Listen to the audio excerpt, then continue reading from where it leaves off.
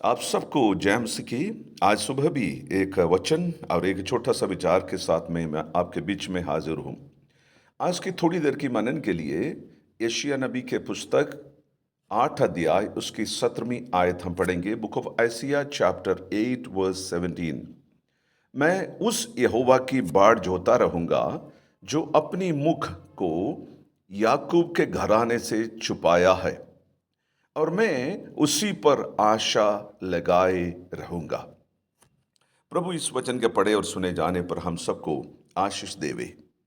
आज की थोड़ी देर का मनन के लिए मैंने इस भाग को इसलिए लिया कि क्योंकि इसके अंदर का एक भाग मेरे हृदय को छू लिया है। उसमें ऐसे हम पढ़ते हैं, I will still hopefully wait for him even though he hides his face from me। मैं यहोवा परमेश्वर के लिए उम्मीद लगाकर आशा लगाए रहूंगा, बेशक वह अपनी चेहरा मुझसे छुपाए रखे हुए है। मैं और आप सर्वशक्तिमान परमेश्वर के आगे कई दिनों से, कई सालों से उपवास, प्रार्थना, अनेक प्रकार के गिड़गिड़ाहट, विलाप, घुटने टेक कर, हाथ जोड़कर, हाथ उठा के कई जटिल विषयों के लिए प्रार्थना कर रहे होंगे, मगर आज तक आपको कोई उत्तर नहीं मिला। कि आपको लगता है कि परमेश्वर ने आपकी दुआ से, आपकी और अपनी दृष्टि लगाने से मुख फेर लिया है। यदि आपको ऐसा लगता है कि आप पहला व्यक्ति नहीं हैं जिससे प्रभु ने ऐसा किया है। यशायाह नबी के पुस्तक 8 अध्याय उसका 17 में नबी यशायाह याकूब यानी यहूदा परिवार की तरफ से भविष्यवाणी करते हुए ये एक आशा की बात करता है। यहां लिखा हुआ है, 3 बातें इसके अंदर मैं देखता हूं। नंबर 1, मैं यहोवा की बाढ़ होता रहूंगा। यशायाह नबी के पुस्तक के अंदर ये जो एक शब्द है, बाढ़ जोना, I will wait for him, I will wait for him, repeatedly, लगातार इन कई जगह पर इस पुस्तक में आप देख सकते हैं। जैसे यशायाह नबी के पुस्तक 30 अध्याय उसकी 31 में भी आप देख सकते हैं। यशायाह चैप्टर 30 वर्स 31 में भी आप देख सकता है कि मैं उनके लिए बाढ़ जोता रहूंगा। यहां पर एक प्रभु के भक्त, प्रभु के विश्वासी, प्रभु के संतान को प्रभु के ऊपर भरोसा रखना चाहिए, बाढ़ जोते रहना है। We must wait upon the lord. लेकिन दूसरी भाग में यहां पर एक समस्या है। वो समस्या क्या है? नंबर 2, वह अपने मुख याकूब घराने से छुपाए हैं।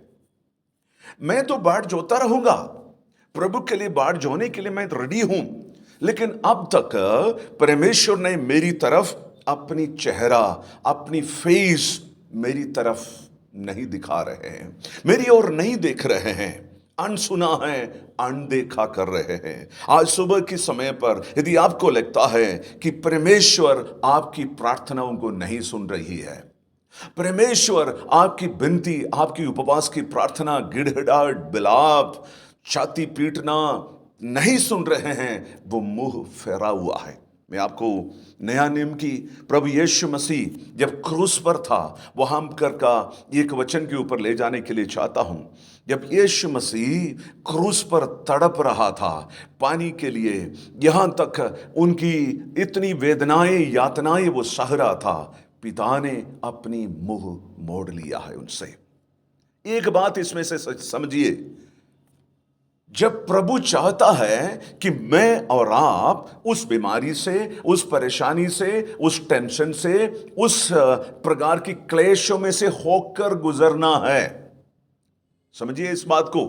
प्रभु चाहता है कि मैं और आप उसी समस्या से होकर गुजरना है। जैसे प्रभु यीशु मसीह का काल्वरी क्रूस पर मरना पिता परमेश्वर ने तय किया हुआ था। It was in his eternal planning.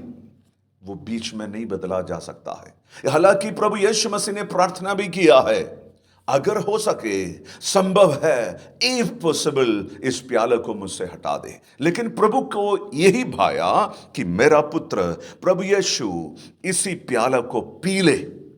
आपके हाथ में आज एक प्याला होगा और परमेश्वर चाहता है कि मेरे संतान उस प्याले को पी ले, तो प्रभु अपना चेहरा हटा देगा। तो हम क्या करेंगे?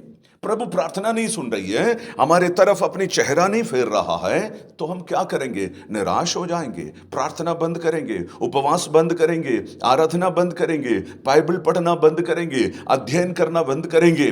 लेकिन सुनिए, इस वचन क्या कहता है? तीसरी बात वो कहता है, लेकिन मैं उसी पर ही आशा लगाए रहूंगा। मैं बाढ़ जोते रहता हूं, लेकिन मुंह फेर लेता है, लेकिन मैं छोड़ूंगा नहीं, मैं छोड़ूंगा नहीं अपनी आशा को, अपनी उम्मीद को। I will not leave my hope in him. वो क्या कहते हैं? मैं अपनी आशा यहोवा पर ही लगाए रखूंगा। विश्वास करिए इस बात के ऊपर, आपका परमेश्वर आपको छोड़ने वाले नहीं है। उसके ऊपर विश्वास करें, आज नहीं तो भविष्य, निकट भविष्य में आपकी प्रार्थना सुनी जाएगी, आपका उत्तर मिल जाएगी। God bless you, amen.